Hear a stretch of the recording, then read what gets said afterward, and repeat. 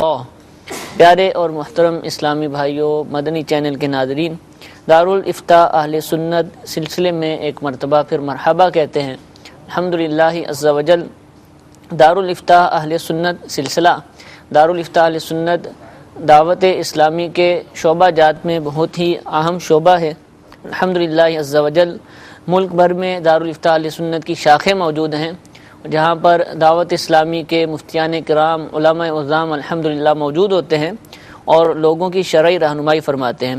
وہیں کے مفتیان کرام پر مشتمل الحمدللہ یہ سلسلہ ہوتا ہے۔ ہفتے میں ہم الحمدللہ 6 مرتبہ اس سلسلے کو براہ راست نشر کرتے ہیں، اور آپ کے جانب سے پوچھے جانے والے سوالات شامل سلسلہ ہوتے ہیں۔ مختلف موضوعات کو بھی سلسلے کے عنوان کے طور پر شامل کیا جاتا ہے، اور ان پر بھی شرعی رہنمائی کا معاملہ ہوتا ہے۔ الحمدللہ آج بھی دارالافتاء اہل سنت کے مفتی صاحب ہمارے ساتھ ہیں۔ بالخصوص آپ کی کالز کے ذریعے جو سوالات پوچھے جائیں گے انشاءاللہ آج کے سلسلے میں ہم شامل کریں گے۔ آپ میسیج کے ذریعے، SMS کے ذریعے، واٹس ایپ کے ذریعے بھی ہم سے رابطہ کر سکتے ہیں۔ اسکرین پر نمبر دکھائے جا رہے ہیں، آپ ان نمبرز پر اپنا سوال ریکارڈ کروائیے، انشاءاللہ ممکنہ صورت میں اس سوال کو شامل سلسلہ کیا جائے گا۔ ابتداءً درود پاک کی فضیلت سنتے ہیں۔ چنانچہ نبی کریم صلی اللہ تعالی علیہ وآلہ وسلم نے ارشاد فرمایا، جو مجھ پر ایک بار درود شریف پڑھتا ہے اللہ عز و جل اس کے لیے ایک قرات اجر لکھتا ہے، اور قرات احد پہاڑ جتنا ہے۔ صلو علی الحبیب صلی اللہ تعالی علی محمد صلی اللہ تعالی علیہ وآلہ وسلم۔ کالز کچھ ہمارے پاس موجود ہیں، ان کو ہم شامل سلسلہ کرتے ہیں۔ جی کال سنائیے گا۔ السلام علیکم ورحمۃ اللہ وبرکاتہ۔ وعلیکم السلام ورحمۃ اللہ وبرکاتہ۔ ملک اللہ راول پنڈی سے بول رہا ہوں۔ میرے 2 سوال ہیں۔ پہلا سوال یہ ہے کہ میری 2 جگہ پر رہائش ہے، ایک تو راول پنڈی میں، دوسرا یہاں سے 150 کلومیٹر دور ہے، اور دونوں جگہ پر میرا گھر ہے۔ یار راول پنڈی میں بھی میرا اپنا گھر ہے اور گاؤں میں بھی میرا اپنا گھر ہے۔ تو جب میں گاؤں جاتا ہوں تو مجھے کون سی نماز پڑھنی چاہیے، قصر یا کہ پوری؟ دوسرا میرا سوال یہ ہے کہ میں نے زکوٰۃ دینی ہے۔ ایک میرا رشتہ دار ہے کہ جس کی آمدن 20,000 مہینے کی ہے، کیا میں اس کو زکوٰۃ دے سکتا ہوں؟ جی 2 سوال اللہ دتا بھائی نے ہم سے پوچھے ہیں کہ 2 مکانات ہیں ان کے، ایک تو شہر میں راول پنڈی شہر میں جہاں رہتے ہیں، اور ایک ان کا کوئی آبائی گاؤں ہوگا شاید، اس میں ان کا ایک مکان ہے، اور دونوں جگہ آنا جانا رہتا ہے۔ غالباً ایسا ہوتا ہے کہ شہر میں رہائش پذیر ہوتے ہوں اور گاؤں میں بھی جاتے ہوں گے، وہاں بھی رہتے ہوں گے۔ تو جب یہ گاؤں جاتے ہیں، جبکہ اس کا فاصلہ 150 کلومیٹر ہے، تو نماز کا کیا حکم ہوگا؟ قصر کریں گے یا ابھی یہ بھی مقیم ہی کہلائیں گے وہاں پر؟ الحمدللہ رب العالمین والصلاة والسلام علی سید المرسلین، اما بعد فاعوذ باللہ من الشیطان الرجیم، بسم اللہ الرحمن الرحیم۔ گاؤں میں کہہ رہے ہیں کہ میرا مکان ہے، یعنی جہاں ان کی پیدائش ہوئی ہوگی، آبائی شہر جس کو کہتے ہیں، اور راول پنڈی میں ان کی سکونت ہے، وہاں بھی رہائش پذیر ہیں۔ تو اس بارے میں فقہاء کرام فرماتے ہیں کہ جہاں کسی کی پیدائش ہوئی ہو تو وہ اس کا وطن اصلی کہلاتا ہے، ٹھیک ہے، اور وطن اصلی میں جو ہے وہ پوری نمازیں پڑھی جاتی ہیں۔ اب یہ منتقل ہو کر راول پنڈی میں آ گئے، اگر تو راول پنڈی میں رہنے کا مستقل ارادہ ہے، ٹھیک ہے، کہ اب ہم یہیں رہنا ہے، یہاں سے جانا نہیں، کاروبار بھی کرتے ہیں، مکان بھی بنا لیا، رہائش بھی ہے، بچے بھی وہیں پر ہیں۔ 2 صورتیں عرض کر رہا ہوں۔ جی جی، ایک تو یہ ہے کہ راول پنڈی میں ہی اب رہنا ہے ہمیشہ، وہاں جو ہے ترک سکونت کر لیے، وہاں رہائش نہیں کرنی، کبھی کبھی چلے گئے۔ ٹھیک ہے، اگر تو مصمم پکا ارادہ ہے کہ میں نے راول پنڈی میں ہی رہنا ہے، صحیح، تو ایسی صورت میں جو ہے وہ ان کا جو آبائی شہر ہے وہ اب ان کا وطن اصلی نہیں رہے گا، اگرچہ ان کا وہاں مکان موجود ہے۔ اچھا، ٹھیک ہے، اگرچہ اس بارے میں 2 قول ہیں، لیکن سیدی اعلیٰ حضرت امام احمد رضا خان علیہ رحمت الرحمن نے اس قول کو ترجیح دی ہے، ٹھیک ہے، جد الممتار میں، صحیح، جو رد المحتار کی شرح ہے، اس کے اندر اس قول کو لیا ہے کہ اگر تو ایک جگہ اس نے عزم مصمم کر لیا ہے، پختہ ارادہ کر لیا ہے، اور وہاں آبائی شہر میں ترک سکونت کر لیے، تو ایسی صورت میں اگر اس کا آبائی شہر میں اگرچہ اس کا مکان بھی وہاں موجود ہو تو اب وہ اس کا وطن اصلی والدین بھلے رہتے ہیں وہاں پر، کوئی بھی پیچھے رشتہ دار ہوں؟ جی جی. اچھا ٹھیک ہے.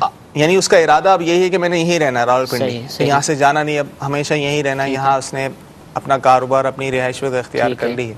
پھر تو اس صورت میں اگر وہ اپنے آبائی شہر جائیں گے اور 15 دن سے کم رہنے کی نیت ہوگی تو اس صورت میں وہ قصر کریں گے. ٹھیک ٹھیک. اور اگر ایسا نہیں ہے کہ وہاں بھی رہائش اختیار کی ہوئی ہے اور ارادہ کاروباری کے غرض سے جو ہے وہ وہاں راولپنڈی میں جاتے ہیں، وہاں رہ رہے ہیں، اور یہاں بھی ان کا مکان ہے اور یہاں سے بھی انہوں نے ترک سکونت نہیں کی، یعنی یہاں بھی رہائش پذیر ہوتے ہیں، یہاں سے جانے کا مستقل ارادہ نہیں ہے، ٹھیک ہے، تو ایسی صورت میں ان کا آبائی جو شہر ہے وہ ان کا وطن اصلی ہے. اب وہاں پر اگر ایک دن کے لیے بھی جائیں گے تو ایسی صورت میں وہ پوری نماز پڑھیں گے، مسافر نہیں کہلائیں گے. اب یہ کیسے پتہ چلے گا؟ دیکھیں دونوں صورتوں میں گاؤں جا تو رہے ہیں نا وہ ان کے ارادے سے. اچھا، اب ان کی نیت کیا ہے؟ ایک تو یہ ہوتا ہے کہ میں نے اس شہر میں اب رہنا ہے، ہمیشہ اپنے بچوں کو بھی یہیں رکھنا ہے، ان کی یہیں شادی کرنی ہے وغیرہ وغیرہ، اس طرح کا عزم مصمم کر لیا، اب یہاں سے جانا نہیں ہے، مستقل یہیں رہنا ہے. ٹھیک ہے. تو ایسی صورت میں اب وہ اس کا وطن اصلی ہو گیا ہے. جیسے راولپنڈی میں ایسی اگر نیت کر لی ہے کہ اب یہاں سے جانا نہیں ہے اور وہاں ترک سکونت کر لی ہے تو ایسی صورت میں وطن اصلی اس کا وہ ہو گیا.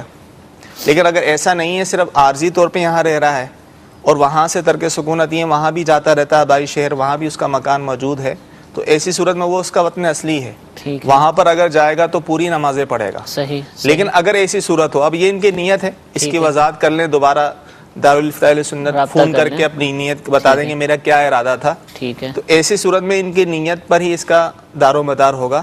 جو میں نے دونوں صورتیں بتائی ہیں اس کے مطابق حکم ہوگا. ٹھیک ہے. اور اس طرح کے بے شمار لاکھوں میں اگر کہیں تو ہوں گے لوگ کہ جن کی دو جگہ پر رہائش کا معاملہ ہوتا ہے، تو اب ان کے حوالے سے حکم شرعی کیا ہے، نماز کا کیا معاملہ ہے. تو ان کو چاہیے کہ اپنی اپنی کیفیت بیان کر کے دارالفتاء اہل سنت سے اپنے حوالے سے شرعی مسئلہ معلوم کر لیں. دارالفتاء اہل سنت کے فون نمبرز کے ذریعے بھی رابطہ کیا جا سکتا ہے، بالمشافہ بھی جو ہماری شاخیں ہیں وہاں بھی جایا جا سکتا ہے. تو باقاعدہ فون پر یا مل کر مفتی صاحب سے بات کر کے اپنی کیفیت بیان کر کے پھر آپ مسئلہ معلوم کریں، انشاءاللہ پھر اچھے انداز سے آپ کے حوالے سے شرعی رہنمائی ہو جائے گی. اور اس کے علاوہ بھی مسافر کی نماز کے مسائل اگر آپ پڑھنا چاہیں، اس کے احکام جاننا چاہیں تفصیل کے ساتھ اور آسان انداز میں، تو الحمدللہ عز و جل امیر اہل سنت دامت برکاتہم العالیہ کا بہت ہی پیارا رسالہ ہے مسافر کی نماز.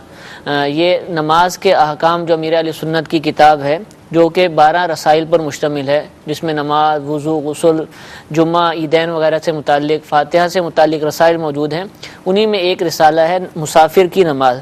یہ الگ سے بھی دستیاب ہے اور اس کتاب کے اندر بھی موجود ہیں. اگر آپ وہ کتاب خرید لیں گے نماز کے احکام، تو انشاءاللہ عزوجل نہ صرف مسافر کی نماز کے احکام معلوم ہوں گے، بلکہ اس کے علاوہ بھی بہت سارے ضروری مسائل کی جو ہر بالغ مسلمان پر سیکھنا لازم ہے، انشاءاللہ وہ معلوم ہو جائیں گے.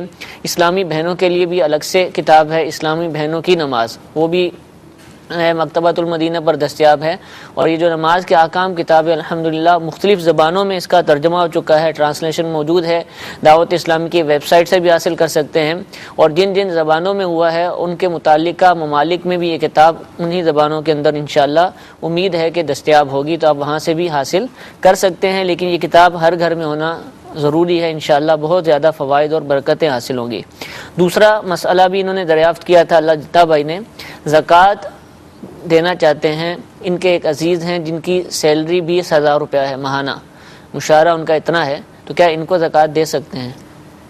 دیکھیں، کسی شخص کو زکوٰۃ دینے کے لیے یہ نہیں دیکھا جاتا کہ اس کی کتنی آمدنی ہے، ٹھیک ہے، اور وہ نوکری کرتا ہے یا نہیں کرتا. تو اب یہ دیکھا جائے کہ جس کو یہ زکوٰۃ دے رہے ہیں اپنے عزیز کو، آیا ان کے پاس سونا، چاندی، کوئی مال، بینک بیلنس وغیرہ ہے؟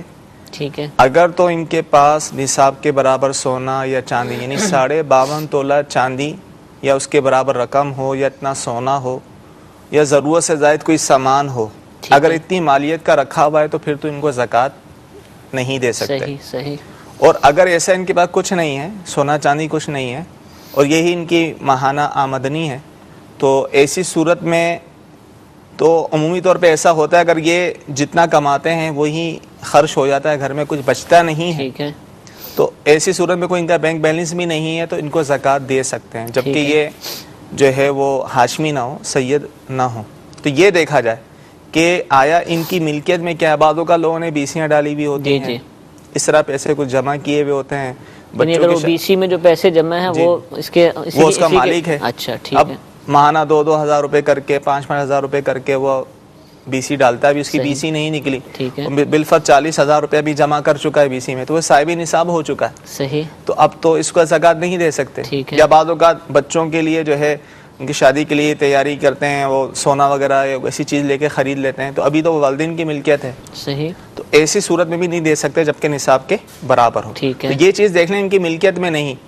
اگر ان کو اب ظاہر ہے زیادہ تفصیل تو ہر ایک سے نہیں پوچھی جا سکتی، اس صورت میں یہ سوچ و بچار کریں، تحری کریں جن کو یہ زکوٰۃ دے رہے ہیں، اگر ان معاملات میں وہ مستحق لگتے ہیں تو پھر ان کو زکوٰۃ دے دیں، ان کی زکوٰۃ ادا ہو جائے. یعنی پوچھیں گے جو چند ایک باتیں آپ نے اولن کہیں کہ آپ نے کمیٹی تو نہیں ڈالی ہوئی، آپ نے آپ پر سونا تو نہیں، یہ پوچھنا ضروری ہے.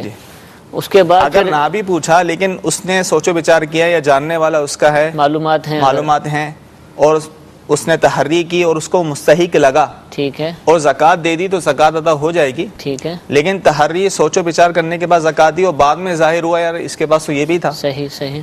تو زکوٰۃ اس کی ہو گئی. ٹھیک ہے، اس کی ہو جائے گی. اس کی ہو جائے گی کیونکہ جب اس نے دیا تھا تو کافی غور و خوض کر کے دیا تھا اور اس کو یہ مستحق لگا تھا، تو اس طور پہ اس نے دیا تھا تو اس کی زکوٰۃ ادا ہو جائے گی. ٹھیک ہے. لیکن اس میں جو زیادہ ذمہ داری سمجھ آتی ہے وہ زکوٰۃ لینے والے کی ہے. دینے والا تو غور و فکر کرے گا، اس کی بھی ذمہ داری ہے، لیکن جو لے رہا ہے اس کو بھی مسئلہ جاننا چاہیے کہ زکوٰۃ کس کو لینا جائز ہے. کہیں ایسا نہ ہو کہ خدا نہ خواستہ ہم لوگوں کی زکوٰتیں وصول کر رہے ہوں حالانکہ زکوٰۃ لینے کے مستحق نہ ہوں. تو اس حوالے سے بھی جو مستحق زکوٰۃ ہے اس کو چاہیے کہ شرعی رہنمائی لے. اور ہم نے اپنے سلسلوں میں بھی سنا ہے کہ ان کو سوال کرنے کی بھی اجازت نہیں ہوتی. جو شرعی فقیر ہیں، مسکین جو ضرورت نہیں کر تو وہ سوال نہیں کر سکتے. تو جو اس کی طریقہ کار ہے شریعت کے مطابق اسی پر عمل پیرا ہونا چاہیے. اللہ تعالیٰ ہم سب کے لیے آسانیاں فرمائے. مزید کچھ کال اپنے سلسلے میں شامل کرتے ہیں. جی کال سنائیے. فیصل آباد سے بول رہا ہوں. یہ میرا سوال ہے، میں نے پوچھنا تھا کہ محمد نام رکھ سکتے ہیں کہ نہیں؟ جی سردار آباد سے پوچھ رہے ہیں کہ محمد نام رکھ سکتے ہیں کہ نہیں؟ بالکل رکھ سکتے ہیں اور رکھنا چاہیے. اور باقاعدہ احادیث میں تو اس کی بہت فضیلتیں آئی ہیں، تو محمد نام رکھیں. ٹھیک ہے. اور چاہیں تو پکارنے کے لیے اس نام کی تعظیم کی وجہ سے پکارنے کے لیے کچھ اور نام بھی رکھ لیں. ٹھیک ہے. تو اگر فقط کوئی صرف محمد نام بھی رکھتا ہے تو کوئی حرج نہیں ہے، صرف محمد نام بھی رکھ سکتے ہیں، صرف جیسے صرف احمد نام بھی رکھ سکتے ہیں. ٹھیک ہے. تو اس طرح نام رکھنے کی بڑی فضیلتیں ہیں. جیسے یہ مکتب المدینہ نے کتاب شائع کی ہے نام رکھنے کے احکام، جی جی، اس کے اندر بھی یہ اس کا مطالعہ کر سکتے ہیں. ٹھیک ہے. نام رکھنے کے احکام عام طور پر جو کتابیں ملتی ہیں بازار میں ناموں کے حوالے سے وہ بچوں کے نام اور اس قسم کے مختلف ناموں کے ساتھ ملتی ہے. اس میں صرف نام لکھے ہوتے ہیں، یہ زیادہ زیادہ ان کا معنی لکھا ہوتا ہے. لیکن یہ جو کتاب مکتبۃ المدینہ کا جس کا حوالہ دیا گیا الحمدللہ اس میں نہ صرف بچوں اور بچیوں کے مختلف نام موجود ہیں بلکہ نام رکھنے کے شرعی احکام بھی تحریر کیے گئے ہیں کہ کس کس انداز سے نام رکھنے چاہیے، کون کون سی صورتیں منع ہیں. تو یہ کتاب بھی بہت پیاری کتاب ہے، اس کو حاصل کریں. لوگ بچوں کے نام کے لیے بہت زیادہ پریشان ہوتے ہیں، پوچھ رہے ہوتے ہیں کہ کون سا نام رکھا جائے اور یونیک نام کی تلاش میں ہوتے ہیں. تو اس کتاب کو آپ حاصل کیجئے، انشاءاللہ بہت زیادہ فائدہ ہوگا. اور یہ بھی دعوت اسلامی کی ویب سائٹ سے بھی ڈاؤن لوڈ کی جا سکتی ہے. جی ایک اور کال سنائیے. ارشد محمود راولپنڈی سے عرض کر رہا ہوں. پوچھنا یہ ہے کہ اگر ہم امام صاحب کے پیچھے نماز پڑھ رہے ہیں، امام صاحب کی 4 رکعت مکمل ہو چکی ہیں، ہم نے ابھی 1 یا 2 رکعت پڑھی ہے، تو جب ہم اتحیات امام صاحب کے ساتھ بیٹھیں گے، امام صاحب نے پوری اتحیات پڑھنی ہے، کیا ہم پوری پڑھیں گے یا ابدہ و رسول تک پڑھیں گے اور پھر رک جائیں گے اور امام صاحب جب سلام پھیریں گے پھر ہم کھڑے ہو کے باقی اپنی نماز مکمل کریں گے؟ جی حضور کیا کریں گے اس صورت میں؟ وہ شخص جو مسبوق ہے یعنی بعد میں شامل ہوا ہے، تو امام صاحب جب قاعدہ آخرہ میں بیٹھتے ہیں تو امام صاحب سلام پھیرتے ہیں تو یہ کھڑے ہو جاتے ہیں. ٹھیک ہے. تو جو مسبوق ہے یعنی جو بعد میں شامل ہوا ہے تو وہ عبدہ و رسول تک پڑھے گا، اس سے زیادہ نہیں پڑھ سکتا، اس درود پاک دعا وغیرہ نہیں پڑھے گا. اب یہ ہے کہ عبدہ و رسول تک تو بہت جلدی پڑھا جاتا ہے، امام صاحب تو مکمل کرتے ہیں. تو اس دوران وہ کیا کرے؟ تو فقہاء فرماتے ہیں، فقہاء کرام، کہ عبدہ و رسول یہ جو شہادت ہے اشہد ان لا الہ الا اللہ و اشہد ان محمدن عبدہ و رسولہ، اس کی تکرار کرتا رہے، بار بار اسے یعنی بار بار اسے پڑھتا رہے جب تک امام صاحب سلام نہیں پھیر دیتے. جب امام صاحب سلام پھیریں تو پھر کھڑا ہو جائے. ٹھیک. تو یہ لازم ہے کہ بار بار پڑھتا رہے؟ نہیں، اگر لازم نہ بھی نہیں پڑھے ہے، تو خاموش بھی ہو سکتا ہے، ٹھیک ہے، اس کی دوبارہ سے بھی شروع کر سکتا ہے، آہستہ آہستہ بھی پڑھ سکتا ہے آہستہ آہستہ بھی پڑھ برابر ہو سکتا جائے. ہے. ٹھیک ہے، تو یہ انداز بھی اپنایا جا سکتا ہے، لیکن اس سے آگے پڑھنے کی اجازت نہیں ہے. جی، اگر پڑھ لیا تو اس میں نماز میں کوئی فرق نہیں آئے گا. نماز میں فرق نہیں آئے گا، لیکن اس کے لیے چاہیے کہ وہ نہ پڑھے مزید. جی ایک اور کال سنائیے. تک سے بلال عرض کر رہا ہوں. حضور ایک اسلامی بھائی مسجد کے سین میں نماز پڑھ رہے ہیں اور مسجد کے ہال کا دروازہ جو ہے وہ شیشے کا بنا ہوا ہے. اب کوئی اسلامی بھائی ان کے سامنے سے گزرنا چاہتے ہیں تو آیا وہ ہال کے اندر سے اس شیشے والے دروازے کے سامنے سے گزر سکتے ہیں؟ کیا یہ سترا بن جائے گا یا سترے کے لیے الگ سے ان کے سامنے کوئی لکڑی وغیرہ رکھنی پڑے گی؟ جی حضور سترا پہلے یہ بھی بتا دیجیے کیا چیز ہے، اس کا کیا حکم ہے، اور یہ جو انہوں نے صورت بیان کی کہ شیشے کا دروازہ سترا بنے گا یا نہیں بنے گا. کوئی شخص اگر نمازی کے آگے سے گزرنا چاہتا ہے تو نمازی کے آگے کم از کم ایک ذرا یعنی ایک ہاتھ بلند کوئی چیز رکھی ہوئی ہو اور کم سے کم اس کی موٹائی 1 انگلی جتنی ہو. اتنی کوئی چیز اگر رکھی ہوئی ہو اسے سترا کہتے ہیں. ٹھیک ہے، تو اس کے آگے سے گزر سکتے ہیں. یعنی 1.5 فٹ کی اونچائی ہو اور ایک ہاتھ کی مطلب جو ہے وہ اونچائی ہو، ٹھیک ہے، اور کم سے کم موٹائی اس کی 1 انگل کے برابر ہو. ٹھیک ہے. اب شیشہ بھی یہاں جو ہے وہ سترا بن جائے گا. صحیح. اب عمومی طور پہ یہ سمجھا جاتا ہے موٹائی. ٹھیک ہے.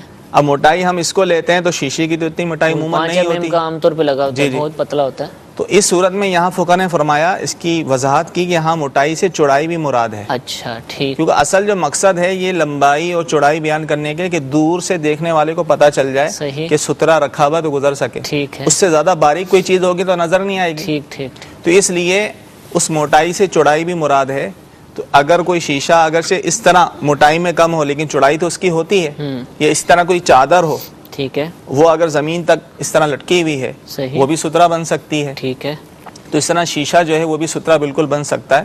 تو شیشے کا جو دروازہ ہے اس کا آگے سے وہ گزر سکتے ہیں. ٹھیک ہے. اور بیچ میں اگر خالی ہو، جیسے فریم بنا ہوا ہے اور بیچ میں خالی ہے، اوپر سے 4 جانب یا 3 جانب پھٹیاں لگی ہوئی ہیں، تو اس میں بھی کوئی حرج نہیں ہے. ٹھیک ہے. بس جس طرح احادیث سے ثابت ہے نا کہ وہ جانور ٹھیک ہے مطلب آگے ہو تو وہ بھی سترا بن سکتا ہے. جانور کے نیچے 4 ٹانگیں ہوتی ہیں، بیچ میں جگہ خالی ہوتی ہے، ٹھیک ہے، تو وہ بھی سترا بن سکتا ہے، سترا بنایا جا سکتا ہے. اور یہ شیشے کا جو وہم کر رہے ہیں کہ بظاہر شیشہ تو ہے لیکن نظر آ رہا ہے آر پار. اور دوسرا وہ بھی ذہن میں نا ایک جی جی انگلی جتنا موٹا، یہ بھی ممکن ہے. تو حالانکہ اتنا موٹا نہیں ہوتا، تو یہاں مراد چوڑائی ہے. ٹھیک ہے. کہ اب اتنی چوڑائی تو اس کی ہوتی ہے ظاہر ہے. صحیح. تو ایسی صورت میں وہ سترا بن سکتا ہے، سترا بن جائے گا، اس کے آگے سے. اچھا یہ بعض اسلامی بھائی یہ بھی کہتے سنیں گے کہ جس کو سترا بنانا نا فکس ہونا چاہیے، زمین میں گڑا ہوا ہو.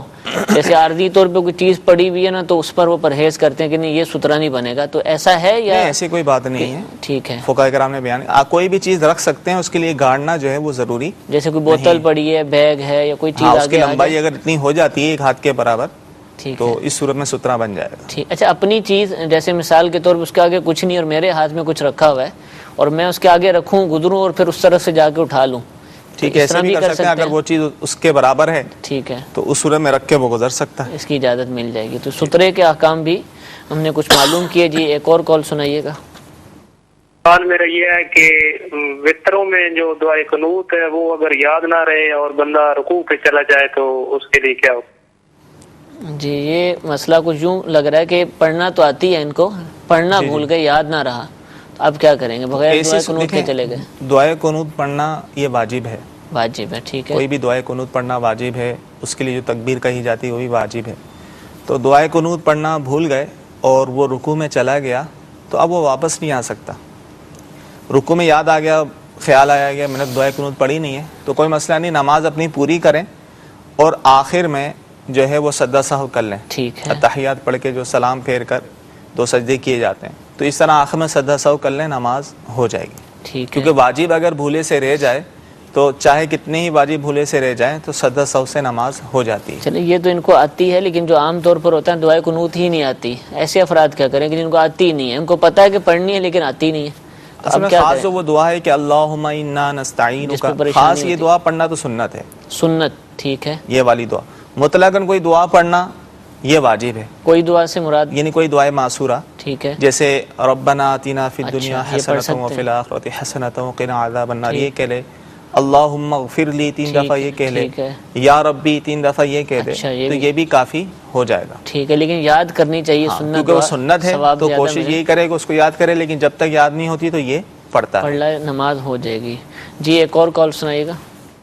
مفتی صاحب سے میرا یہ سوال ہے کہ جماعت کے ساتھ نماز پڑھتے ہوئے سورۃ فاتحہ کا اس بارے میں ہماری رہنمائی فرما دیجیے. جی غالباً یہ کہہ رہے ہیں کہ امام کے پیچھے سورہ فاتحہ ہم پڑھیں گے یا نہیں پڑھیں گے. سورہ فاتحہ پھر اس کے ساتھ جو سورت ملائی جائے گی اس کا بھی حکم آ جائے گا. دیکھیں امام کے پیچھے اگر نماز پڑھ رہے ہوں، اب امام چاہے بلند آواز سے قرات کر رہے ہوں یا آہستہ آواز سے کر رہے ہوں، ٹھیک ہے، چاہے وہ پہلی دوسری رکعت ہو یا تیسری چوتھی رکعت ہو، صحیح. تو مقتدی پر یہ لازم ہے کہ وہ خاموش رہے. ٹھیک ہے، اسے تلاوت کرنا، سورہ فاتحہ پڑھنا یا سورت کا ملانا یہ جائز نہیں ہے، جائز نہیں ہے. گناہ گار ہوگا. اس پر واجب ہے کہ خاموش رہے، چاہے امام ایسا ہی قرات کیوں نہ کر رہا ہو، کیونکہ احادیث سے ثابت ہیں اور حدیث پاک میں یہ آیا کہ امام کی قرات تمہارے لیے کافی ہے. ٹھیک ہے، یعنی امام جو پڑھ رہے ہیں سورہ فاتحہ سورت تو ملا رہے ہیں، یہ مقتدیوں کے لیے کافی ہے. اب مقتدیوں پر پڑھنا واجب نہ رہا صحیح. تو اب پڑھنا بھی شرعی طور پہ احناف کے نزدیک جائز نہیں. ٹھیک ہے، خاموشی اختیار کی بالکل جائے خاموشی گی. اختیار اگر پڑھتا ہے تو نماز تو نہیں ٹوٹے گی، نماز نہیں ٹوٹے گی، لیکن اس گناہ گار صورت میں وہ گناہ گار ہوگا. ٹھیک ہے. تو اس سے پرہیز کرنا چاہیے اور امام صاحب کے پیچھے خاموش ہونا چاہیے. تو اب ویسے تو ہم قرات سمجھتے ہیں لیکن ہو سکتا ہے ہر ایک نہ سمجھے. قرات سے مراد کیا ہے؟ یعنی سبحان ربی الاعلی، اللہ اکبر، یہ ساری چیزیں قرات میں داخل ہیں. یہ خاص الفاظ جو جس کو قرآن آپ پاک کی صورتیں ہیں، ٹھیک سورہ ہے. فاتحہ ہے یا کوئی سورت یا آیت پڑھنا، اس کو قرات کہیں گے. ٹھیک ہے، تو یہ مقتدی نہیں پڑھتے. مقتدیوں نے یعنی جو قیام کی حالت میں جو کلمات پڑھے جاتے ہیں، مقتدیوں قرآن نے کیا پاک کرنا ہوتا ہے، شروع میں اگر وہ شامل ہوا ہے تو تکبیر تحریمہ کہہ کے اگر موقع ملتا ہے تو ثنا پڑھنی ہے. ثنا کے بعد سبحانک اللہم، اس کے بعد اعوذ باللہ بسم اللہ بھی نہیں پڑھنی، خاموش رہے گا. کیونکہ وہ اس کے ساتھ ہے نا، کیونکہ قرات آگے اس کے نے ساتھ. الحمد شریف تو پڑھنی نہیں ہے، وہ تو ٹھیک ہے. امام صاحب نے پڑھنی ہوتی. ٹھیک ہے، تو سبحانک اللہم یہ ثنا پڑھ کے خاموش ہو جائے گا. صحیح. چاہے امام آہستہ ہی قرات کر رہا ہو. پھر باقی رکوع سجود کی جو تسبیحات ہیں، اس میں جو تکبیرات کہی جاتی ہیں وہ سب پڑھے گا، التحیات پڑھے گا، التحیات سب کچھ وغیرہ معلوم. ساری پڑھے گا. صرف جو ہے امام کے پیچھے قرات نہیں کرے گا. اس کی اجازت نہیں ہے کسی بھی نماز میں. کسی بھی نماز میں ہو، ٹھیک چاہے ہے. وہ ظہر و عصر کی نماز جس میں ٹھیک ہے، بلند آواز سے قرات نہیں کی صحیح. جاتی، چاہے وہ جہری نماز ہو یا جہری نماز کی تیسری چوتھی رکعت ہو، ٹھیک ہے، تو جس میں امام خاموش رہتے ہیں یعنی آہستہ قرات کرتے ہیں، تو کسی بھی رکعت میں مقتدیوں کے لیے یہ جائز نہیں ہے کہ وہ قرات کریں، ان پر لازم ہے کہ خاموش کھڑے رہیں. اچھا رمضان شریف میں ہم وطر پڑھتے ہیں، امام صاحب کے ساتھ جماعت ہوتی ہے، رمضان میں دیکھا گیا، تو اس میں جو دعائے قنوت ہوتی ہے وہ بھی قرات کے حکم میں آئے گی یا اس نہیں، کو وہ پڑھ تو دعا ہے نا، اچھا وہ پڑھیں گے. بطور جس طرح ہم دیگر دعا پڑھتے ہیں، ٹھیک ہے، ٹھیک ہے نا، ٹھیک ہے، التحیات میں بھی دعا وغیرہ پڑھتے صحیح، ہیں، صحیح. تسبیحات پڑھتے ہیں، ٹھیک ہے، تو یہ دعا تو پڑھ سکتے ہیں، تو واجب ہے، مقتدیوں پر بھی صحیح. واجب ہے، پڑھیں گے. ٹھیک صرف ہے. قرات کی بات ہو رہی ہے جیسے سورہ فاتحہ ٹھیک ہے. اور سورت یا کوئی آیت ہو. قرآن پاک کے کلمات کسی طرح جی، کے جی. بھی اس کو پڑھنے کی اجازت نہیں ہے. قیام کی حالت میں ثنا پڑھنے کے بعد یہ امام صاحب کے پیچھے خاموش ہو جائے گا، لیکن ثنا بھی جب جاہری نماز ہو اور امام صاحب نے قرات شروع کر دی اور آواز کانوں میں آنا شروع ہو گئی ہے تو اب تو نہیں اب پڑھے نہیں گا، پڑھے گا. اب لیکن اگر خاموش. سری نماز ہے جیسے ظہر و عصر کی، جی جی اگرچہ وہ کتنی دیر میں ہی داخل شامل ہوا ہو ٹھیک ہے، تو وہ ثنا پڑھ سکتا ہے. ٹھیک ہے، جزاک اللہ. جی ایک اور کال سنائیے گا. میرا نام ہے غلام مصطفیٰ. سوال یہ ہے کہ میں بچہ گود لے رہا ہوں اپنے سالے کا، تو میں اس کا اپنی ولدیت اپنے نام پہ رکھ سکتا ہوں؟ جی یہ اپنے سالے کا، یعنی کہ جو سالہ صاحب ہیں ان کا بچہ گود میں لینا چاہ رہے ہیں، تو ولدیت کے حوالے سے یہ مسئلہ معلوم کر رہے ہیں. ولدیت میں یہ اپنا نام ہرگز نہیں دے سکتے، اچھا اور دیں گے تو گناہ گار ہوں گے، یہ حرام ہے. جس کا بچہ ہے، جس کا حقیقی طور پہ بیٹا ہے، ولدیت میں اسی کا ہی نام چلے گا. اچھا اگر تو اس طرح کر سکتے ہیں کہ اس کا بچہ لے رہے ہیں اور ولدیت میں اسی کا ہی نام چلے گا اور یہ فقط پرورش کریں گے، پھر تو جائز ہے. ٹھیک ہے. اور اگر ایسا نہیں ہے، یہ چاہیں گے آگے جا کے اسکول وغیرہ میں دیگر سرٹیفکیٹ میں وہ اپنا نام پیش کریں گے بطور ولدیت کے، تو یہ بالکل جائز نہیں ہے. اگر یہ نہیں کر سکتے تو ہرگز بچہ نہ لیں. یعنی ان کو ہر لوگوں کو ہوتا ہے نا کہ ہم لے رہے ہیں اور اس بچے کو ہم نہیں بتانا چاہتے ہیں، اور بڑا ہوگا اور اس کو اگر یہ پتہ چلے گا کہ میرے والدین تو کوئی اور ہیں، تو عمومی طور پہ ایسا نہیں ہوتا. اچھا. یہ ایسے ہی بس وہم و گمان ہے. یہ ٹھیک ہے، تقریباً لوگوں کو پتہ ہوتا ہے، جس طرح لے پالا ہوتا ہے، پتہ چل ہی جاتا ہے. جی جی تو ظاہر پیک پرورش اتنی ہوتی، محبت اتنی ہو جاتی ہے کہ وہ چیز نہیں رہتی. ٹھیک ہے. کہ ٹھیک ہے رہے تو انہیں کے پاس رہا ہے. تو لہذا دینے والوں کو بھی چاہیے صحیح. تو اس چیز کے بارے میں ان کو پابند کریں. ٹھیک ہے آپ بچہ لے رہے ہیں, ٹھیک ہے, پرورش کر رہے ہیں, ٹھیک ہے, لیکن آپ نے ولدیت میں ہمارا نام ہی دینا ہے. یعنی اصل جو والد ہے وہ اسی شرط کے بنا پر دے, ٹھیک ہے, ورنہ وہ بھی اگر اس پر راضی ہوگا تو گناہ گار ہوگا. اچھا والد بھی گناہ گار, باقاعدہ طور پہ وہ لکھواتے ہیں, اسٹامپ پیپر لکھواتے ہیں کہ آپ واپسی نہیں لے سکتے, ولدیت میں اپنا نام ہوگا وغیرہ. اور دارالفتاء میں پوچھنے کب آتے ہیں سوال, وہ پوچھنے جب آتے ہیں جب یہ بچہ بڑا ہو جاتا ہے, ٹھیک ہے, اب اس کی شادی کرنی ہوتی ہے, نکاح کرنا ہوتا ہے, تو پھر آتے ہیں کہ نکاح میں کس کا نام لیا جائے گا, نکاح فارم میں کس کا. تو ہم بتاتے ہیں اس کا تعلق نکاح سے نہیں ہے, صحیح, نکاح تو پھر بھی ہو جائے گا. ٹھیک ہے, اصل تعلق ہے کہ ولدیت کی تبدیلی, وہ تو شروع سے ہی جو آپ نے تبدیلیاں کی ہیں, ٹھیک ہے, یعنی شناختی کارڈ وغیرہ میں جو اپنا نام دیا ہے بطور ولدیت کی, جو کہ جائز نہیں تھا, یہ تو شروع سے ہی حرام رہا ہے. شریعت نے منع کیا, شریعت نے منع کیا. اب ظاہر اب تمام سرٹیفکیٹ میں اس کا نام ہے, اب نکاح فارم میں جو ہے اصل والد کا نام لکھوانے میں ظاہر چوکیں وہ مسائل بھی کھڑے ہوں گے. تو یہ مسئلہ نکاح کے ساتھ نہیں بلکہ ولدیت کی تبدیلی کے ساتھ ہے, تو شروع سے ہی اصل والد کا ہی نام لکھنا یہ لازم ہے. اچھا اب کوئی مثال کے طور پہ مسئلہ معلوم ہونے کے بعد نام تو تبدیل کروا لیا, ڈاکومنٹیشن جو بھی اس کو پاپڑ بیلنے پڑے کر لیا, لیکن پکارنے میں وہ اسی کو ابو جان کہہ رہا ہے اور یہ اس کو اپنا بیٹا تصور کرتا ہے. ویسے ابو کہنے میں حرج نہیں ہے نا, ٹھیک ہے. اب کوئی اس کا پوچھے کہ تمہارے یا آپ نے ولدیت بطور ولدیت اگر ذکر کرتا ہے تو اصل والد کا ہی بتانا, لیکن لفظ سرپرست جہاں آتا ہے جیسے سرپرست کے طور پہ کر سکتا ہے. اب جیسے ابو تو لوگ اپنے چچا کو بھی کہہ دیتے ہیں, بچے ابا جان کہہ دیتے ہیں, بڑے تایا کو کہہ دیں گے, ٹھیک ہے, تو اس طرح کہنے میں حرج نہیں. لیکن ویسے ولدیت کے طور پہ پکارنے میں, اپنے آپ کو منسوب کرنے میں وہ اصل والد کا ہی نام ذکر کرے گا. ٹھیک ہے. سرپرست والے خانے میں تو لکھ سکتا ہے, سرپرست خانہ میں ہر جگہ ہوتا نہیں ہے نا, کہیں کہیں ہوتا ہے, کہیں کہیں ہوتا ہے, تو وہاں تو بطور سرپرست تو لکھ سکتا ہے. ٹھیک ہے, لیکن جب والد پوچھیں گے بھی والد کا نام تو لکھا ہوگا, اس وقت تو والد ہی کا نام لکھا جائے گا. اور اس پر اس کے علاوہ کوئی بڑی احتیاط لے پالک بچے کے حوالے سے جو بچہ گود میں لیتے ہیں ان کے لیے اگر آپ یہاں تو ایسی احتیاط نہیں تھی کیونکہ اپنے سالے سے لے رہے ہیں, جی جی, اب کسی غیر سے وہ لیتے بچہ بالفرض, اب پالا انہوں نے, جی جی, اب ان کی زوجہ سے اس بچے کا کوئی رشتہ نہیں بنتا, صحیح, کوئی محرم والا, اور دودھ کا رشتہ بھی کوئی قائم نہیں ہو رہا, تو بچہ جب بڑا ہوگا تو ان سے پردہ ہوگا, ماں سے اجنبی ہے نا, اجنبی ہے, کوئی رشتہ نہیں. اسی طرح بچی کو لیا, ٹھیک ہے, گود لیا, اور پالنے والے سے اس کا کوئی محرم والا کوئی رشتہ نہیں ہے, کوئی اپنی بھانجی یا بھتیجی وغیرہ نہیں لی, کسی غیر کو لیا ہے, تو اگر دودھ وغیرہ کا رشتہ قائم نہیں ہوتا, یعنی اپنی بہن کا یا بھابھی کا کسی کا اس طرح کا دودھ وغیرہ نہیں پلاتے جس سے دودھ کا رشتہ قائم ہو جائے, ٹھیک ہے, تو وہ جب بچی بھی بڑی ہوگی تو اس سے پردہ ہوگا, پالنے والے سے پردہ ہوگا. ایک اس کے حوالے سے مسئلہ رہے گا, پردے کے حوالے سے ساری عمر پالا اور اب پردہ کرے تو یہ بہت مشکل عمل ہے. اس لیے یہاں تو چلو صورت آسان ہو جاتی ہے, وہ کہہ دیتے ہیں کسی کا دودھ پلا دیتے ہیں, اپنی بہن کا دودھ پلا دیا تو شرعی طور پہ وہ رضائی ماموں بن گیا, ٹھیک ہے, ٹھیک ہے نا. تو اس طرح دودھ پلانے سے تو مسئلہ حل ہو سکتا ہے, لیکن سب سے بڑا مسئلہ جو پایا جاتا ہے ہمارے یہاں وہ ولدیت کی تبدیلی. اس میں عمومی طور پہ ذہن نہیں مانتا لوگوں کا, ٹھیک ہے, قبول نہیں کرتا یار یہ کیسے ہو, ولدیت میں ان کا نام لکھیں, تو یہ شرعی حکم ہے, اس پر عمل کرنا پڑے گا. نہیں کر سکتے تو آپ پر کس نے لازم کیا بچہ پالنا, گود لینا, ٹھیک ہے, تو آپ نہ لیں.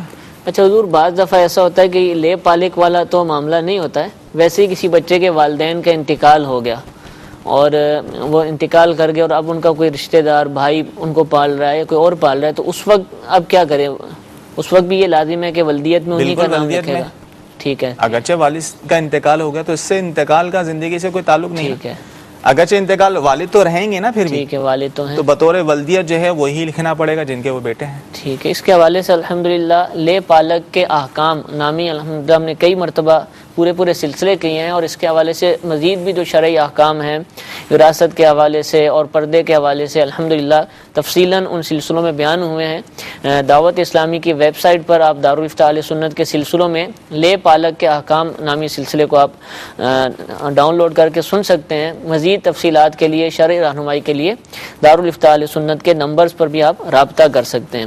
جی ایک اور کال سنائیے گا. وطر عشاء کے ٹائم جن کا وطر واجب جو ہے, اس میں اگر دعائے قنوت نہیں آئے تو اور کون سا آیت پڑھنا چاہیے؟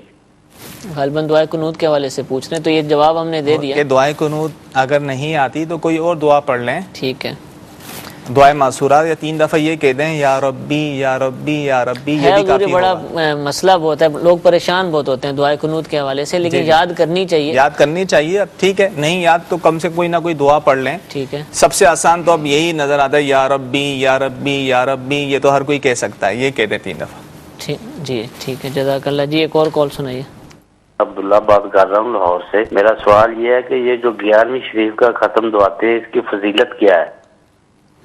جی لاہور سے ہمارے اسلامی بھائی ہیں. 11ویں شریف کا جو ہم ختم دلاتے ہیں اور آگے اگلا جو مہینہ تشریف لا رہا ہے وہ بڑی 11ویں شریف کا مہینہ کہلاتا ہے. اس میں بڑی دھوم دھام سے معاملات ہوتے ہیں اور ہر مہینے کسی بھی دن لوگ جو ہے خاص 11 تاریخ نہیں ہوتی دلاتے رہتے ہیں. تو اس کا کیا فضیلت ہے, اس کی کیا ہوتا ہے؟ دیکھیں 11ویں شریف جو ہے اس کا ختم اصل یہ ہے ایصال ثواب. ایصال ثواب یعنی اس کے اندر جو ہم ختم پڑھتے ہیں, ختم سے مراد قرآن پاک کی مخصوص صورتیں آیات وغیرہ پڑھی جاتی ہیں, یہ کئی جگہ قرآن خوانی کی جاتی ہے اور بھی جو اذکار کیے جاتے ہیں, ان تمام چیزوں کا ثواب پہنچایا جاتا ہے. ٹھیک ہے, کھانا کھلاتے ہیں اور اس کا ثواب, کھانا کھلاتے ہیں ان کا ثواب. تو یہ ثواب جو ہے تب آپ علیہ الصلوۃ والسلام کی بارگاہ میں پیش کیا جاتا ہے. ان کے طفیل تمام انبیاء کرام, پھر خصوصاً جن بزرگ کی نیاز اور جسے 11ویں شریف منسوب ہے, سیدی غوث العظم جو ہے عبد القادر جیلانی رحمۃ اللہ تعالی علیہ, تو ان کے ایصال ثواب کے لیے کی جاتی ہے. ٹھیک ہے, تو ایصال ثواب یہ قرآن و حدیث سے ثابت ہے. اور ثواب اگر جتنوں کو پہنچایا جائے تو امید ہے, علماء فرماتے ہیں کہ اتنوں کی تعداد کے برابر جتوں کو بچائیں انشاءاللہ اس کو بھی مزید ثواب ملے گا. ٹھیک ہے, تو ثواب پہنچانے سے, کیونکہ ثواب میں کمی کوئی واقع نہیں ہوتی, بلکہ امید ہے اللہ کی رحمت سے جتنوں کو پہنچائیں گے, پوری امت کو پہنچائیں گے, تو ان کی تعداد کے برابر جو انشاءاللہ ثواب ملے گا. اچھا گمان رکھیں گے اللہ سے انشاءاللہ اس کا اجر بھی ملے گا, ثواب بھی ملے گا. اور اس ثواب پہنچانے کا طریقہ, اس کے کیا مقاصد ہوتے ہیں, کیسے کیسے ثواب پہنچایا جاتا ہے, اس کے حوالے سے بھی امیر اہل سنت کا بہت ہی پیارا رسالہ فاتحہ کا طریقہ, یہ جو میں نے آپ کے سامنے شروع میں کتاب کا نام لیا تھا نماز کے احکام, اس کتاب کے اندر الحمدللہ یہ رسالہ بھی موجود ہے. فاتحہ سے متعلق جو ہم ختم دلاتے ہیں جس کو کہا جاتا ہے, شرعی احکام بیان کیے گئے ہیں, مسائل بیان کیے گئے ہیں, بہت ساری چیزیں اس میں الحمدللہ بیان کی گئی ہیں. تو اس کتاب کو آپ حاصل کر لیں گے تو انشاءاللہ بہت سارے مسائل آسان ہو جائیں گے, ان کا سیکھنا ہمارے لیے آسان ہوگا. اللہ تعالی ہمارے لیے آسانیاں پیدا فرمائے. جی ایک اور کال سنائیے گا. یہ بتائیں کہ یہ جو اونٹ کا گوشت ہے یہ کھانے سے وضو ٹوٹ جاتا ہے؟ جی حضور, ایسے بھی سوچا جاتا ہے کہ موٹا گوشت کھانے سے وضو ٹوٹ جائے. اونٹ کا شاید کا ہے, موٹا گوشت کا ہے نا, موٹا, یا اگر اونٹ کا ہے تو چلے وہ, اچھا اونٹ کے گوشت کا ہے, اصل میں عمومی طور پہ ہے نا. ٹھیک ہے, احناف کے نزدیک جو ہے اونٹ کا گوشت کھانے سے وضو نہیں ٹوٹتا. ٹھیک ہے, البتہ مستحب ہے, بہتر یہ ہے کہ دوبارہ وضو کر لیا جائے, یہ مستحب ہے لیکن ٹوٹتا نہیں ہے. ٹھیک ہے, مستحب سے مراد یعنی بہتر ہے, بہتر ہے, اچھا ہے, اختلاف سے بچتے ہوئے مستحب ہے, لیکن احناف کے نزدیک جو ہے اس کا اونٹ کا گوشت کھانے سے وضو فقہ حنفی کے مطابق اس وضو نہیں ٹوٹے گا. جی ایک اور کال سنائیے. میرا نام شاہزیب الطاری بن گل حسن, میں جامعۃ المدینہ نور مصطفیٰ میں پڑھتا ہوں. میرا آپ سے یہ سوال ہے کہ اکثر لوگ یہ کہتے ہیں کہ اشراق و چاشت کی جو جماعت ہوتی ہے اس میں بلند آواز سے تلاوت کریں, اور اکثر لوگ یہ بھی کہتے ہیں کہ جو جماعت ہوتی ہے اشراق و چاشت کی اس میں قرات بلند آواز سے نہ کی جائے. میرا آپ سے یہ سوال ہے کہ کیا ہونا چاہیے, اگر بلند آواز سے قرات کریں یا دل میں قرات کریں؟ جی حضور, اکثر لوگ کہتے ہیں کہ جہر کریں اور اکثر لوگ ہی کہتے ہیں کہ جہر نہ کریں, آہستہ پڑھیں, تو اب کیا کریں؟ اور دل میں بھی پڑھ سکتے ہیں, یہ بھی بتائیے گا ذرا. دیکھیں دن کے جو نوافل ہیں جو دن میں پڑھے جاتے ہیں سورج طلوع ہونے کے بعد روشنی میں, تو ان میں آہستہ قرات کرنا یہ واجب ہے. واجب ہے, بلند آواز سے قرات نہیں کر سکتا, جیسے ہم سنت و نوافل عام طور پہ پڑھتے ہیں اس انداز میں. تو اب اشراق و چاشت کیونکہ سورج نکلنے کے بعد یہ نوافل پڑھے جاتے ہیں, ٹھیک ہے, دن کے نوافل ہیں, اکیلے پڑھے تو پھر بھی آہستہ قرات کرنا واجب ہے, اور اگر جماعت سے پڑھی جائے تو پھر بھی واجب ہے کہ آہستہ قرات کریں. البتہ جو رات کے نوافل ہیں جیسے صلاۃ و تسبیح پڑھی جا رہی ہے یا اور نوافل پڑھے جا رہے ہیں, تو جو اکیلے پڑھ رہا ہے تو اس کے لیے اختیار ہے, چاہے جہر بلند آواز سے پڑھے یا آہستہ پڑھے. اور اگر جماعت سے پڑھاتا ہے رات کے نوافل تو پھر واجب ہوگا بلند آواز سے قرات کرنا. جیسے مسلمان جمع ہو گئے کسی جگہ اور انہوں نے کہا چلو جماعت, جیسے تہجد کی جماعت کروا دیتے ہیں, صلاۃ التسبیح عمومی طور پہ طاق راتوں میں پڑھی جاتی ہے, تو اس میں بلند آواز سے قرات کرنا یہ واجب ہوگا. ٹھیک ہے, لیکن دن کے نوافل میں چاہے اکیلے پڑھیں یا جماعت سے پڑھیں, صحیح, تو آہستہ قرات کی جائے گی. اور آہستہ قرات سے مراد یہ ہے کہ اتنی آواز سے کہ اپنی کانوں تک وہ آواز پہنچ سکے. دل میں نہیں ہوگی, یعنی دل میں نہیں, دل سے مراد یہ کہ اتنی آواز بھی نہیں نکل لی کہ کانوں تک پہنچنے کے قابل ہو, ہل رہے ہیں, وہ مراد نہیں ہے, وہ مراد نہیں. آہستہ سے مراد کم از کم اتنی آواز کہ اپنے کانوں تک پہنچ سکے بغیر شور و غل کے, الفاظ کا تلفظ ہو, نکلیں, اس کا کوئی نہ کوئی ادائیگی ہو, اور ہلکی آواز میں ہو کہ کم از کم اپنے کانوں تک پہنچ جائے, یہ اس کے لیے حکم شرعی ہے. جی ایک اور کال سنائیے گا. غلام یاسین اتار والا سے عرض کر رہا ہوں, وضو کے بارے میں اگر شک ہو, پتہ نہیں ہے کہ نہیں ہے, یا کہیں وضو ٹوٹ نہ گیا ہو, تو ایسی صورت میں کیا کیا جائے؟ جی شک پیدا ہو گیا وضو کے بارے میں کہ ٹوٹنے نہ ٹوٹنے کا یاد نہیں ہے, پتہ نہیں چل رہا, کیا کریں؟ دیکھیں شک کی بنا پر تو کوئی حکم نہیں لگتا. وضو کیا تھا, عمومی طور پہ ایسا ہوتا ہے کہ وضو کرتے ہیں تو اگر زیادہ دیر تک وضو قائم رہے, ایک دو نمازیں پڑھ لی ہیں, تو شک و شبہ رہتا ہے. تو شک کی بنا پر وضو نہیں ٹوٹتا جب تک کہ یقین نہ ہو. ٹھیک ہے, اب ان کو یقین تھا کہ میں نے وضو کیا ہے, اب وضو ٹوٹنے کا شک ہے, تو یہ شک یقین کو زائل نہیں کرے گا, توڑے گا نہیں. تو لہٰذا جب تک یقین نہ ہو اس وقت تک ان کا وضو نہیں ٹوٹے گا, اور شک کی بنا پر اس پر عمل بھی نہیں کرنا چاہیے. ٹھیک ہے, وضو جو ہے ان کا قائم ہے. یقین کیسے, یعنی یہ کہہ رہے ہیں مجھے شک ہے, تو اب یقین سے ایسا ہے کہ اس پر قسم کھا سکے. اچھا ٹھیک ہے, کہ میرا وضو نہیں ہے, تو ایسی صورت میں اس کا وضو نہیں ہے. اب شک کی بنا پر یاد ہی نہیں آ رہی کہ جس سے وضو ٹوٹے, بڑا غور کیا, کچھ بھی ایسا نہ ہوا, تو اس صورت میں یہی کہا جائے گا کہ ان کا وضو قائم ہے, شک کی بنا پر نہیں ٹوٹا. تو اس کو کہیں گے بہتر ہے کہ کر لو دوبارہ, حکم شرعی بیان تو نہیں کیا گیا. اگر شک کی بنا پر نہیں کہیں گے, ویسے نیت کرتا ہے وضو علی الوضو کے اعتبار سے, ثواب کی نیت سے کرتا ہے تو کر لے, شک کی بنا پر اس پر عمل نہ کرے. ٹھیک ہے, جزاک اللہ. میٹھے میٹھے اسلام بھائیو, دارالافتاء اہل سنت کا سلسلہ آپ نے ملاحظہ فرمایا الحمدللہ. آج کے سلسلے میں بالخصوص جو کال تھی ہماری وہ نماز, وضو وغیرہ کے احکام سے متعلق تھی. 2 مرتبہ سلسلے میں پہلے بھی ترغیب دلائی گئی کہ امیر اہل سنت کی جو کتاب ہے نماز کے احکام, اس کو انشاءاللہ اگر ہم خرید لیں گے, اپنے پاس رکھ لیں گے, اس کو پڑھنے کی نیت کریں گے, تو انشاءاللہ عزوجل اس طرح کی جو چھوٹے چھوٹے مسائل ہیں ہمیں خود ہی پڑھ کر حل کرنے میں انشاءاللہ مدد ملے گی. اور بہت سارے مسائل انشاءاللہ کہ جو ہمارے لیے سیکھنا ضروری ہیں. نماز کے واجبات کتنے ہوتے ہیں, نماز میں کون کون سی سنتیں ہیں, وضو کے حوالے سے وضو کے سنتیں اور آداب کیا ہیں, اسی طرح دیگر جو نمازوں کے احکام ہیں, بالخصوص نماز عید کا طریقہ کار, نماز عید کے حوالے سے دیگر فضائل وغیرہ, نماز جمعہ کے فضائل اور اس کے جو برکتیں الحمدللہ اس کتاب کے اندر موجود ہیں. ایک رسالہ مدنی وصیت نامہ امیر اہل سنت دامت برکاتہم العالیہ نے اپنی وصیت تحریر فرمائی ہے, جو کہ رسالے کی صورت میں موجود ہے, وہ بھی اس رسالے میں موجود ہے. اس وصیت کو پڑھنے سے نہ صرف ایک تو وصیت نامے کے طور پر ہم پڑھیں, لیکن انشاءاللہ اس کو پڑھنے سے بہت سارے مسائل, شرعی احکام, بہت ساری ایسی باتیں کہ جن کی طرف توجہ نہیں ہوتی, انشاءاللہ اس مدنی وصیت نامے کے مطالعے کی برکت سے انشاءاللہ وہ بھی ہمیں حاصل ہوں گی. اگر کوئی وصیت لکھنا چاہے تو اس مدنی وصیت نامے کو ماڈل بنا کر, رول ماڈل بنا کر وصیت تحریر کر سکتا ہے اور اپنی وصیت کو دوسروں کے سامنے پیش کر سکتا ہے. تو یہ کتاب نماز کے احکام اگر آج نیت کر لیں تمام مدنی چینل کے ناظرین, اس کتاب کو خریدیں گے. اگر آپ کے ہاں, اگر آپ کسی ایسی جگہ پر ہیں کہ آپ خرید نہیں سکتے, مکتبۃ المدینہ یا کوئی ایسی جگہ موجود نہیں کہ جہاں سے لی جا سکے, تو انٹرنیٹ کے ذریعے تو دنیا میں کہیں بھی موجود ہوں. دعوت اسلامی کی ویب سائٹ www.dawatislami.net پر الحمدللہ مکتبۃ المدینہ کی تمام ہی کتابیں موجود ہوتی ہیں, جن کے ٹرانسلیشن ہو چکے ہیں, ان کے ٹرانسلیشن بھی موجود ہوتے ہیں. آپ ان کتابوں کو وہاں سے ڈاؤن لوڈ کیجئے, پڑھیے, کیونکہ آج کل موبائل کا دور ہے, اینڈرائڈ موبائل ہیں اور دیگر اس طرح کی بہت ساری ڈیوائسز ہیں, اور ان کے اندر ان کو پڑھنا بھی بہت آسان ہوتا ہے. اگر ہم اپنی ڈیوائس کے اندر ایک لائبریری بنا لیں, اس لائبریری میں ان کتابوں کو اگر ہم ڈاؤن لوڈ کر کے رکھ لیں گے, تو انشاءاللہ بہت سارے مدنی پھول سیکھنے کا موقع ملے گا. اور دعوت اسلامی کی ویب سائٹ پر جو کتابیں موجود ہیں, ان میں سے بیشتر کتابیں, بہت سادہ کتابیں ایسی بھی ہیں کہ جن کو وہیں پر رہ کر بھی پڑھا جا سکتا ہے, ڈاؤن لوڈ کرنے کی بھی ضرورت نہیں ہوتی. تو اس طریقے سے بھی مطالعہ کیا جا سکتا ہے. اللہ تعالی ہم سب کو علم دین حاصل کرنے, دوسروں تک پہنچانے, خود بھی عمل کرنے, اس کی ترغیب دلانے کی توفیق عطا فرمائے.